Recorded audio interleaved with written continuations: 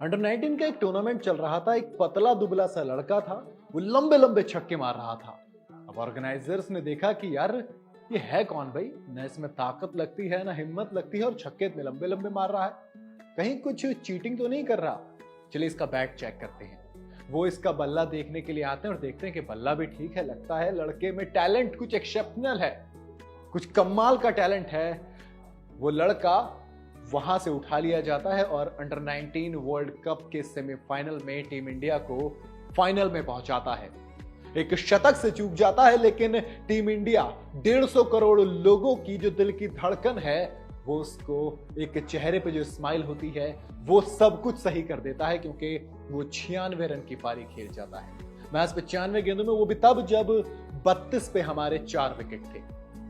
ऐसा लगा था कि यार वो जो फाइनल का ख्वाब है, जो ख्वाब एक 2023 में टूटा था, वो फिर टूट जाएगा। लेकिन इस लड़के ने एक कमाल की पारी खेली। कहते हैं ना, कुछ 90s वो सेंचुरी से ज्यादा वैल्यूएबल होती हैं, कुछ 90s सेंचुरी से ज्यादा खूबसूरत और अच्छी और जरूरी होती हैं। कुछ ऐसे ही ये 96 है। मैं बात कर रहा हूं किसकी, आप कैस कीजिए। मैं तब तक थोड़ी सी और मैंने सोचा कहानी बताता हूं। चलिए कहानी को डिले खत्म करते हैं। नाम है इस लड़के का सचिन दास। और ये जो मैंने किस्सा शुरू में सुनाया था, ये किसने सुनाया था? सुनाया था उनके कोच, नाम है शेख अजहर, जिन्होंने इनके लिए कुछ ऐसा काम करके दिखाया, कुछ ऐसा किया जो इनके फादर ने एक लाइन कहते थे कि मुझसे ज्यादा ये उनका बेटा है। आप सोचिए कोच की कितनी मेहनत होती है खिलाड़ी को वहां पहुंचाने के लिए जहां वो आज होता है। आप सचिन, विराट, रोहित शर्मा, इन सबके नाम जानते हैं, लेकिन कोच का नाम शायद नहीं जानते होंगे, है ना। लेकिन एक्चुअल में कभी इनसे पूछो तो ये हमेशा क्रेडिट अपने कोचेस को देते हैं। इसलिए मैंने सोचा किस्सा सुनाता हूं कि ये सचिन दास कौन है और कैसे एक कोच ने एक लड़के को उठाया और वहां पहुंचाया जहां आज वो है, वो भी एक ऐसी जगह जहां पर पानी की बहुत ज्यादा दिक्कत होती है। पूरी कहानी सुनाऊंगा।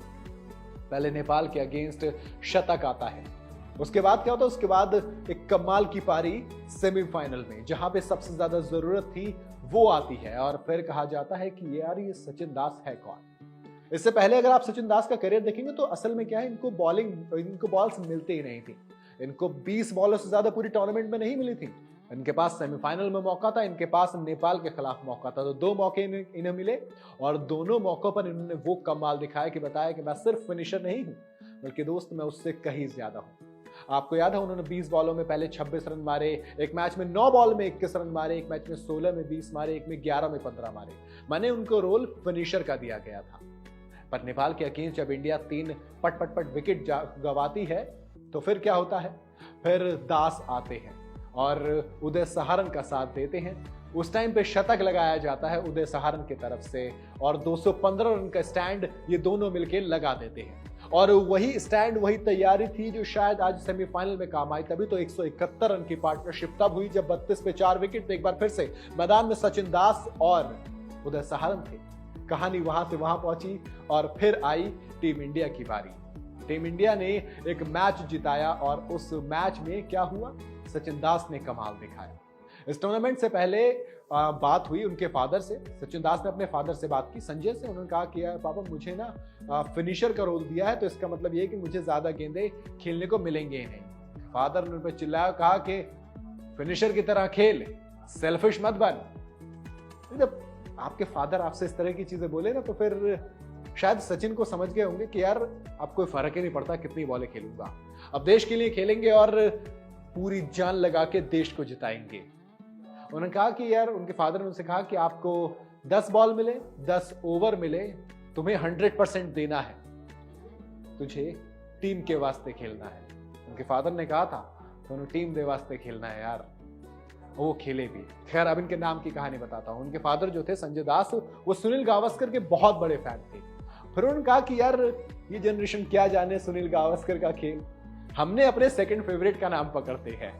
सेकंड फेवरेट कौन थे? सचिन तेंदुलकर। 10 नंबर की जर्सी इनकी भी है। वैसे 10 नंबर की जर्सी पीछे और इंडिया को मैच जिताना हो, मुझे तो बहुत पुरानी सी आदत लगती है कि ठीक है यार, 10 नंबर की जर्सी है तो मैच हारेंगे थोड़ी ना। तो वही चीज फिर हुई। इन्होंने कहा कि ये गावस्कर की जनरेशन को समझने वाले को क्या नाम दिया? सचिन का नाम दिया, सेकंड फेवरेट का।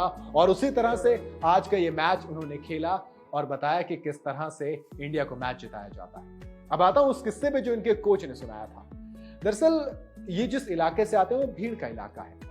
अब वहां पर पानी की बहुत ज्यादा दिक्कत होती है और उस वक्त तक वहां पर जो मैचेस होते थे वो मैट पर खेले जाते हैं। आप अगर आसपास लोकल एरिया में मैचेस देखते होंगे, आपने देखा होगा ग्रीन सी मैट बिछी होती है जिसके ऊपर बच्चे क्रिकेट खेल रहे होते हैं लेदर बॉल से या व्हाइट बॉल से, रेड बॉल से। तो उनके कोच साहब जाके कहते हैं अजहर, शेख अजहर, कि इनके फादर से, अगर ये ऐसे खेलेगा तो हमारे जैसा रह जाएगा, इस लड़के में बहुत टैलेंट है यार, कुछ करना पड़ेगा। अब क्या करते हैं, वो पैसे इकट्ठे शुरू होते हैं करने। पैसे इकट्ठे करके एक टर्फ बनाई जाती है, एक पिच बनाई जाती है। आप सोचिए वो इलाका है जहां पर पानी नहीं होता है, फिर क्या होता है, फिर चंदा इकट्ठा होता है, फिर पैसे इकट्ठे करते हैं और फिर हर दूसरे तीसरे दिन 2000 लीटर पानी का टैंकर मंगाया जाता है ताकि उस पिच को गीला रखा जा सके, उस पिच को तैयार किया जा सके, उस पिच में जान डाली जा सके। वहां पर शेख अजहर ने इस लड़के को तैयार किया और जब सेंचुरी लगाई तो उसके फादर से जब बात की गई तो फादर ने कहा कि यार मैं खुश हूं, लेकिन मुझसे ज्यादा खुश वो कोच है। ये जितना मेरा बेटा है उससे कहीं ज्यादा उस कोच का बेटा है, शेख अजहर का।